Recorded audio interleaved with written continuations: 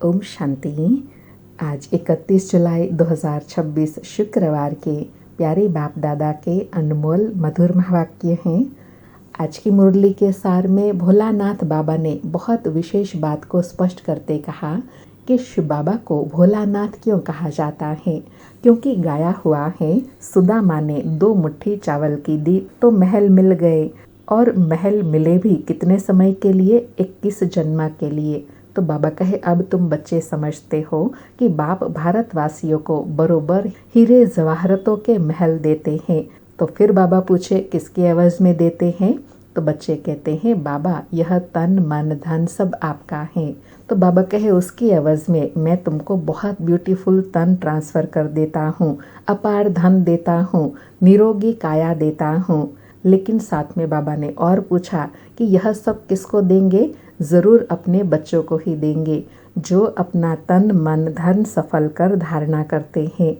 फिर और स्पष्ट करते कहा कि बाप कहते हैं, मैं परम धाम से आया हूँ, पुराना सब कुछ तुमसे लेकर नई दुनिया में तुमको सब कुछ नया देता हूँ, इसलिए मुझे दाता कहते हैं। दाता भी ऐसा है जो उनके जैसा और कोई हो नहीं सकता, निष्काम सेवाधारी हैं। बाबा कहे, मेरे सिवाय और कोई निष्काम सेवाधारी हो नहीं सकता, क्योंकि बाबा को कोई लालसा नहीं है। और स्पष्ट करते कहा कि लौकिक में बाप बच्चों से उम्मीद रखते हैं कि हम बूढ़ा होगा तो बच्चे हमारी सेवा करेंगे। भल सब कुछ बच्चों को दे देते हैं, फिर भी सेवा तो होती है। यहाँ शिव बाबा कहते हैं, मैं हूँ ही अभोक्ता, मैं कभी खाता नहीं हूँ, मैं आता ही हूँ सिर्फ बच्चों को नॉलेज देने। सुप्रीम रूह अभी रूहों को बैठ समझाते हैं।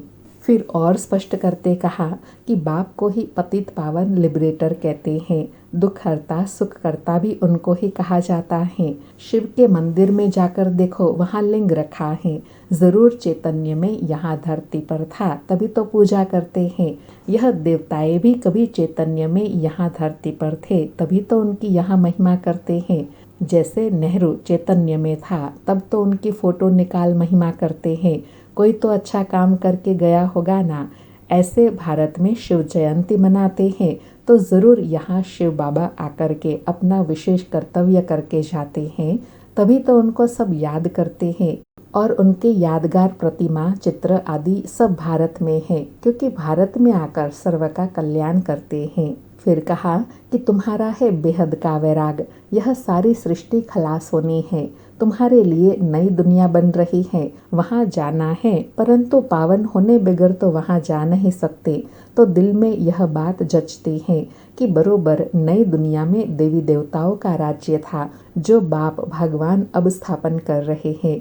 तुम बच्चे जानते हो, शिव बाबा को याद करने से हम अभी पुण्य आत्मा बन जाएंगे। फिर ड्रामा का पार्ट स्पष्ट करते कहा कि बाप कहते हैं कि कोई भी आत्मा ड्रामा के बीच में से वापस नहीं जा सकती, नहीं तो सारा खेल ही बिगड़ जाए।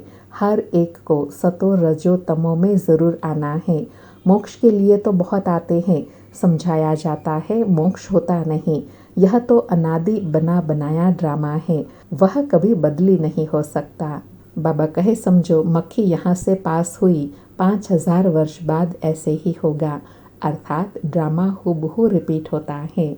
फिर विशेष याद के लिए कहा कि तुम्हारी बुद्धि में अभी है, यह शरीर छोड़ हम स्वर्ग में जाएंगे, हमको अभी कारुण का खजाना मिलता है। बाबा कहते हैं, मुझे याद करो तो माया एकदम भाग जाएंगी। लेकिन बाबा कहे, याद नहीं करते हैं तो माया फिर तंग करती है। कहते हैं, बाबा हमको माया के तूफान बहुत आते हैं। तो बाबा कहे, अच्छा बाप को बहुत प्यार से याद करो तो तूफान उड़ जाएंगे। कितना सहज है, सिर्फ एक बाप को याद करो तो तुम्हारे में जो अलाई है, अवगुणों की मिक्सचरिटी है, वह निकल जाएंगी और आत्मा पवित्र सच्चा सोना बन जाएंगी। इसको कहते हैं योग अग्नि, यह है याद की बात। फिर और याद पर अंडरलाइन कराते कहा कि तुमको बाप कहते हैं, सवेरे उठकर याद में बैठो, तुमको बैठकर भी याद करना है, चलते फिरते भी याद में रहना है।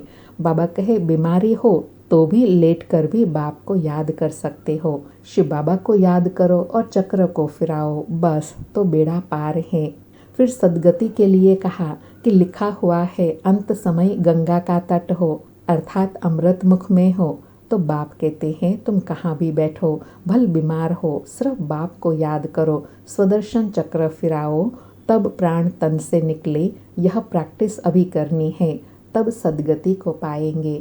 फिर और विशेष बात स्पष्ट किया कि लोग लड़ाई वालों के लिए कहते हैं जो युद्ध के मैदान में मरेंगे वह स्वर्ग में जाएंगे, लेकिन वास्तव में यह है माया के साथ युद्ध की बात।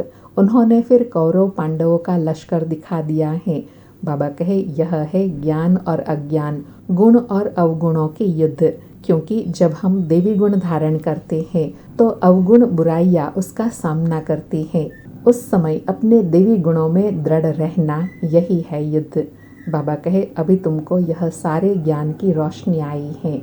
और लास्ट में बहुत गर्व की स्मृति दिलाते कहा कि यहाँ रुद्र यज्ञ रचते हैं तो बाप शिव के साथ साथ तुम आत्माएं सालिग्राम के रूप में पूजी जाती हो, क्योंकि तुम बहुतों का कल्याण करते हो। बाप के साथ तुम भारत की खास और दुनिया की आम रूहानी सेवा करते हो, इसलिए बाप शिव बाबा के साथ सालिग्राम के रूप में तुम्हारा पूजन होता है। सुनते हैं प्यारे बाप दादा के अनमोल मधुर महावाक्य। आज बाबा कहे मीठे बच्चे, शिव बाबा को यह भी लालसा नहीं कि बच्चे बड़े होंगे तो हमारी सेवा करेंगे। वह कभी बूढ़ा होता नहीं, बाप ही है निष्काम सेवाधारी। मीठे बच्चे, शिव बाबा को यह भी लालसा नहीं कि बच्चे बड़े होंगे तो हमारी सेवा करेंगे। वह कभी बूढ़ा होता नहीं, बाप ही है निष्काम सेवाधारी। आज मुरली से प्रश्न है, भोलानाथ शिव बाबा हम सब बच्चों का बहुत बड़ा ग्राहक है, कैसे? उत्तर में कहा, बाबा कहते हैं मैं इतना भोला ग्राहक हूँ जो तुम्हारी सब पुरानी चीजें खरीद लेता और उसके रिटर्न में सब नई चीजें देता हूँ। तुम कहते हो बाबा यह तन मन धन सब आपका है, तो उसकी एवज में तुम्हें ब्यूटीफुल तन मिलता, अपार धन मिल जाता। आज मुरली में गीत बजा, भोलेनाथ से निराला कोई और नहीं, बिगड़ी को बनाने वाला कोई और नहीं, पतित से पावन बनाने वाला कोई और नहीं। सारी मुरली से धारणा के लिए सार है। पहला पॉइंट, माया के तूफानों को भगाने के लिए बाप को बहुत बहुत प्यार से याद करना है। आत्मा को योग अग्नि से सच्चा सच्चा सोना बनना है। दूसरा पॉइंट, बेहद का वैरागी बन इस पुरानी दुनिया को भूल जाना है। दुनिया बदल रही है, नई दुनिया में जाना है, इसलिए इससे संन्यास लेना है।